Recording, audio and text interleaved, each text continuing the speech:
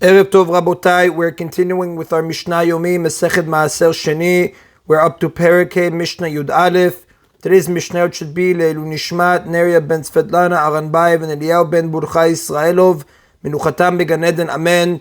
Today's Mishnah is going to explain the second half of the first pasuk of the Vidui of Maaserot mentioned in the Torah in Sefer Dvarim, chapter 26, pasuk 13. The pasuk reads, Kechol mitzvatecha shel tzivitani, according to your entire commandment that you commanded me, lo avarti mitzvotecha, I have not transgressed your commandments, lo shachachti, and I did not forget. Each phrase refers to a different halacha. The Mishnah says, Kechol mitzvatecha shel tzivitani, the phrase according to your entire commandment that you commanded me refers to the obligation to separate the tithes in their proper order, meaning bikurim, tirumah, maaser rishon, maaser sheni / ani. One who did not follow the sequence has transgressed a negative commandment, but the tithes are still valid after the fact, like we learned in Masechet Terumot, chapter 3, Mishnah 6. Therefore, if one followed this order, he recites the Vidui, Ha'im Higdim, the Mishnah says, Ha'im Higdim, Maaser Sheni Rishon, Eno Yachol Itvadot. If you reverse the order, for example, Rashi says in Sefer Dvarim, chapter 26, pasuk 13, if he separated Maaser Sheni before Maaser Rishon, he may not recite the Vidui. The Mishnah continues, Lo avarti mitzvotecha. The next phrase, I have not transgressed any of your commandments. That means, Lo ifrashti mimin al sheno mino. I did not separate tithes from one species of produce for a different species of produce. For example, from wheat for barley, because the Torah forbids designating one species of produce as tirumah or maaser for another species of produce. If one did make such a designation, it has no effect. The produce remains tevel as it was before, like the Mishnah tells us in Masechet Terumot, chapter 2, Mishnah 4. V'lo min hatalush ala mechubar, and not from produce that is detached from the ground, for produce that is still attached to the ground. V'lo min mechubar ala talush, and not from attached produce for detached produce. The Mefarshim explain it is a basic rule that produce exempt from tithing cannot be designated as terumah or maaser, or the other way around. Right? You cannot designate produce exempt from tithing as terumah or maaser for produce subject to tithing, or the other way around. Therefore, one cannot designate detached produce as tirumah or maaser for attached produce, or vice versa, because detached produce is subject to tithing, whereas attached produce is not. Such designation are ineffective, even b'diavad, after the fact. V'lo min hachadash al hayashan, v'lo min hayashan al hachadash. The Mishnah continues, and not from the new crop for the old crop, and not from the old crop for the new crop. Now, when we say new crop, we're referring to produce grown in the current year, and old crop is produce grown in the earlier year, because the Torah disqualifies tithes that were separated from produce of one year for the produce of another year. Now, although the Mishnah does not mention this point, the law is that if someone designated tithes in any of the ways just listed, for example, from one species for another, or from detached produce for attached, he is forbidden to recite the Vidui Maaser. The Mishnah does not have to say the halacha here like it did regarding designation made out of sequence, for since these designations are not effective, obviously the Vidui Maaser may not be recited. Now the pasuk that we mentioned earlier, I acted according to your entire commandments, Kechol mitzvatecha, that implies that not only are the person's tithes valid, but he also designated them in the manner required by the Torah. But it is thus interpreted as excluding someone who separated tithes in the wrong order, in which case, although he failed to designate the tithes properly, they are still valid. That's in contrast to the next pasuk, Lo avarti el mitzvotecha v'lo shachachti, which excludes designations that are completely ineffective, like separating tithes from one species for another, as Tiferet Yaakov explains to us. V'lo shachachti, the verse's final phrase, and I did not forget, means Lo shachachti milevarecha u'milaskir shimcha alav.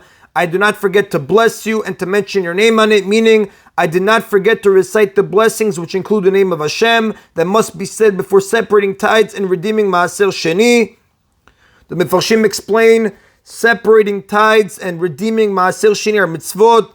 Therefore, before doing any of these activities, one must recite the blessing for a mitzvah, which is the blessing for separating teruma, asher kedishanu b'mitzvot v'tzivanu la'afrish teruma, to separate teruma. The blessing for separating other tithes and redeeming Maaser Sheni are similar, but each one has its appropriate ending. Now the Mefarshim say the obligation to recite blessings is the Rabbanan, so accordingly, when we learn out from this pasuk, Lo shechachti milivarechecha, it must be an asmachta, a support for rabbinic law. Now, although someone who forgot to recite the blessing has sinned only at the rabbinic level, he is disqualified from fulfilling the biblical obligation of reciting Vidui Maaser, because the Torah commands us to follow the ruling of the Chachamim in Sefer Devarim, chapter 17, pasuk 11.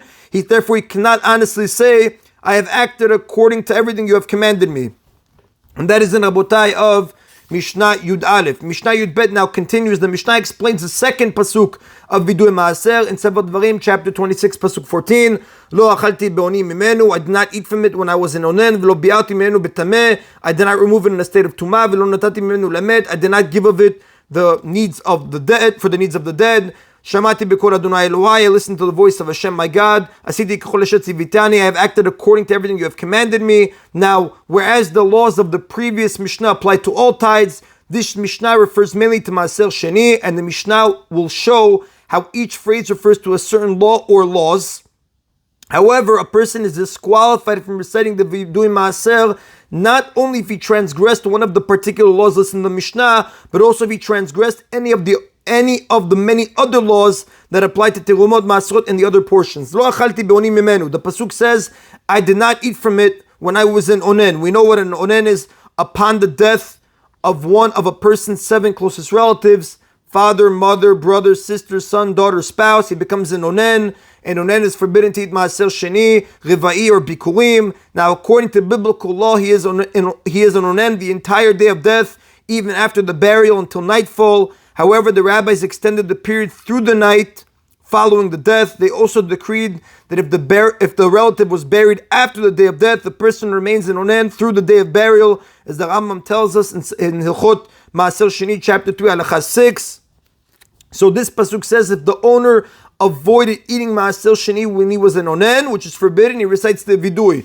Ha'im achalo ba'anina eno yachol itvadot. But if he did eat it when he was in onen, he may not recite the vidui. This applies both to a biblical onen and a rabbinical onen.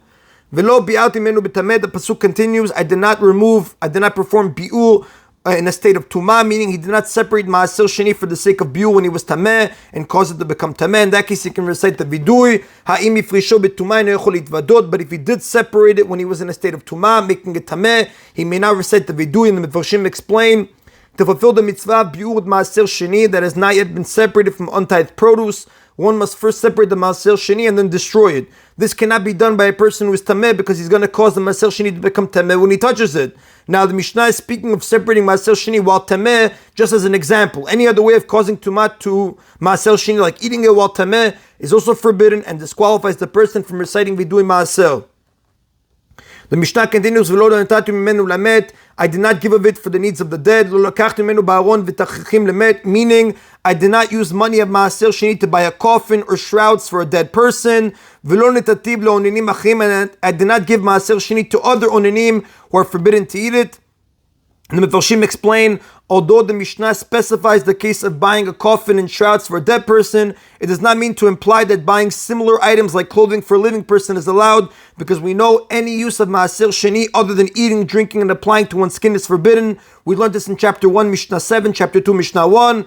Rather, the Mishnah is making the following point. The pasuk, Velo natatu menu lamet, I did not give of it to the dead, first the Maaser Sheni itself, as opposed to money of Maaser Sheni, meaning it could have been thought that a person is disqualified from reciting vidui only if you use Maaser Sheni itself for a dead person, like to apply oil of Maaser Sheni to his skin, and not if you use money of Maaser Sheni, for example, to buy him a coffin or shroud. So the Mishnah is therefore teaching that even someone who used money of Maaser Sheni for a dead person may not recite the vidui. And like we said, V'lo netativ le'onanim achrim, I did not give Maaser Sheni to other onanim who are forbidden to eat it, meaning the pasuk, when it says I did not give, it cannot refer to giving to a dead person because the dead person is incapable of receiving a gift. So instead, we learned the pasuk to mean that the owner of Maaser Sheni did not give it to the relatives of a dead person, onanim. And the pasuk would be understood as follows: I did not give Maaser Sheni to onanim, and I did not use money of Maaser Sheni to buy a coffin and shrouds for the dead. Shemati b'kol Adonai Elohai, the pasuk continues, I listened to the voice of Hashem my God.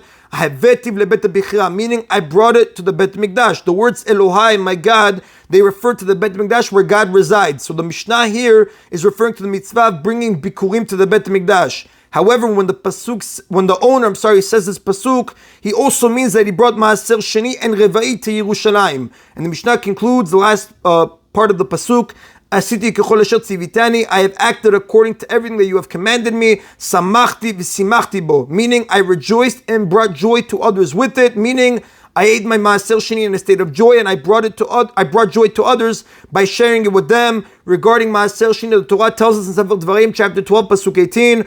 Only before Hashem your God shall you eat it, in the place that Hashem your God will choose, you and your son and your daughter and your servant and your maidservant and the Levi who is in your cities, and you shall rejoice before Hashem your God. And this part of the vidui can also refer to bikurim, because the Torah commands with respect to bikurim in Sefer Dvarim chapter 26 pasuk 11, you shall rejoice in all the good that Hashem your God has given you and your household, you and the Levi and the stranger who is in your midst. And that is in Rabotai of today's Mishna Yomi. Baruch Adonai le'olam, amen v'amen.